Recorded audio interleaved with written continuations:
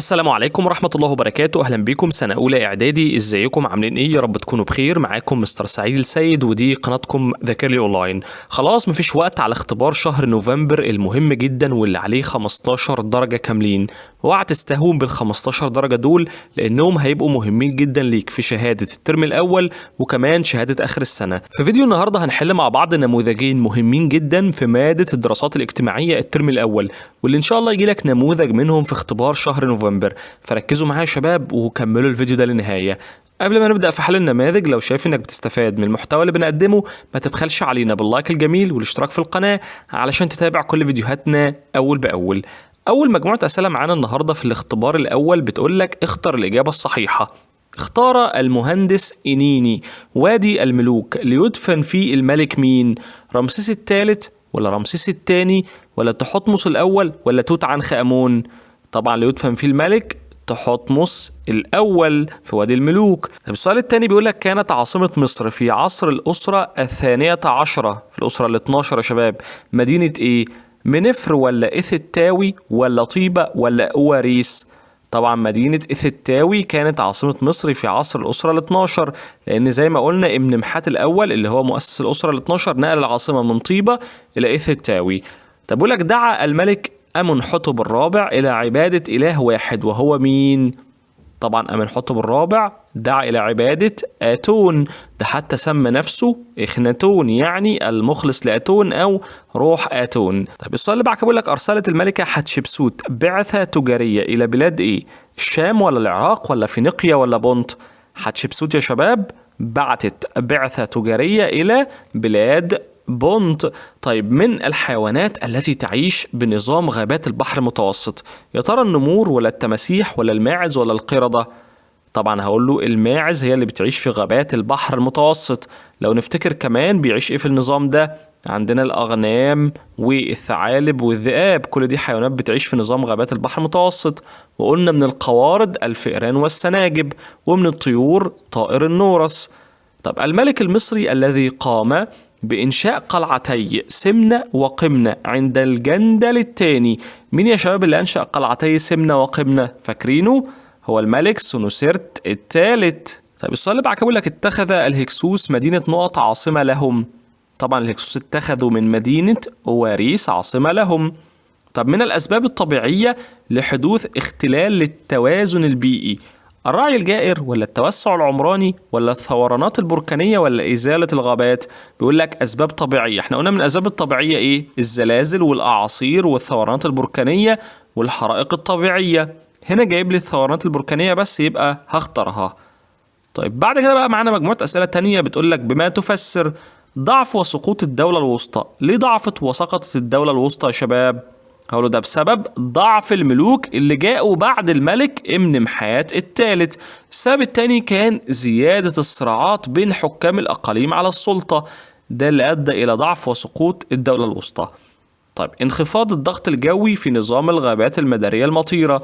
ليه الضغط الجوي منخفض في نظام الغابات المدارية المطيرة؟ قلنا ده بسبب صعود الهواء إلى أعلى وسكون حركة الرياح نسبيا. طيب لو قالك بما تفسر ارتفاع الرطوبة النسبية، هقوله ايه؟ هقوله ده بسبب كثرة التبخر. السؤالين دول مهمين جدا يا شباب، نركز ونفرق ما بينهم. طيب بما تفسر سؤال مهم جدا، أهمية نصوص الأهرام. ليه نصوص الأهرام مهمة؟ قلنا ده لأنها أمدتنا بالكثير من المعلومات المهمة عن المعتقدات الدينية للمصريين القدماء. طيب السؤال اللي بعد بيقول لك شهرة الملك توت عنخ آمون. ليه الملك توت عنخ آمون مشهور قوي؟ قلنا ده بسبب اكتشاف مقبرته كاملة في وادي الملوك في البر الغربي بالأقصر، واللي احتوت بقى على كنوز أثرية لا مثيل لها تعبر عن تقدم الفنون في مصر القديمة، وده اللي شفناه في افتتاح المتحف المصري الجديد. بعد كده بقى معانا مجموعة أسئلة تانية بتقولك أجب بما هو مطلوب أمام كل عبارة مما يأتي. السؤال الأول بيقولك أكمل. يمتد نظام غابات نقط في منطقة الكاب بجنوب غرب إفريقيا. طبعا ده نظام غابات البحر المتوسط اللي بيوجد في منطقة الكاب. طيب صوب ما تحته خط. استكملت الملكة حتشبسوت هرم والدها في هوارة وأنشأت هرما خاصا بها بالقرب من دهشور. طبعا دي مش الملكة حتشبسوت، دي الملكة اللي كان اسمها سوبك نفرو اللي كانت أول حاكمة بيتم تسميتها على اسم الإله سوبك رمز القوة لحاكم مصر. طيب ما النتائج المترتبة على قيام الملك سنوسرت الثالث بحفر قناة سيزوستريس؟ اللي ترتب يا شباب على حفر القناة دي قالوا ده أدى إلى الربط بين البحر الأحمر والبحر المتوسط عن طريق نهر النيل وزيادة حركة التجارة بين مصر وجيرانها. طيب ما النتائج المترتبة على كثافة أشجار الغابات المدارية المطيرة وتشابك أغصانها بإفريقيا؟ ده أدى لإيه؟ لما الأشجار كانت كثيفة ومتشابكة ده أدى إلى منع وصول الضوء إلى أرض الغابة، وبالتالي بتكثر النباتات المتسلقة والطفيلية بها. طيب فاكرين إيه هي أهم الأشجار اللي بتنمو في نظام الغابات المدارية المطيرة؟ لأن ده سؤال مهم. قلنا المهوجني والمطاط والأبانوس والكاكاو وكمان الموز والمانجو. طيب بيقولك دلل لعبت الملكة إياه حتب دورا مهما في تحرير البلاد من المعتدين. إيه دليلك على الكلام ده؟ أقوله أيوة، حيث شجعت بقى ابنيها كاموس وأحمس على الاستمرار في الكفاح بعد مقتل أبيهما سقننراع الثاني، وكمان تولت شؤون الحكم أثناء الحرب ضد الهكسوس نيابة طبعا عنهم لحد ما يعودوا منتصرين. طيب ما العلاقة بين كل من؟ سؤال مهم جدا. كهنة الإله أمون بطيبة وسقوط الدولة الحديثة، هل في علاقة ما بين كهنة الإله أمون وسقوط الدولة الحديثة؟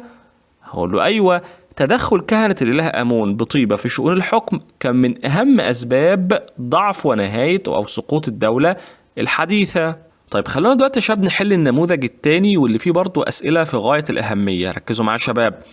أول مجموعة أسئلة معانا بتقولك أمامك خريطة لقارة إفريقيا، اكتب ما تشير إليه الأرقام. ده رقم 1 ده المحيط إيه؟ سهلة جدا، ده المحيط الأطلنطي. طب رقم 2 دي غابات إيه؟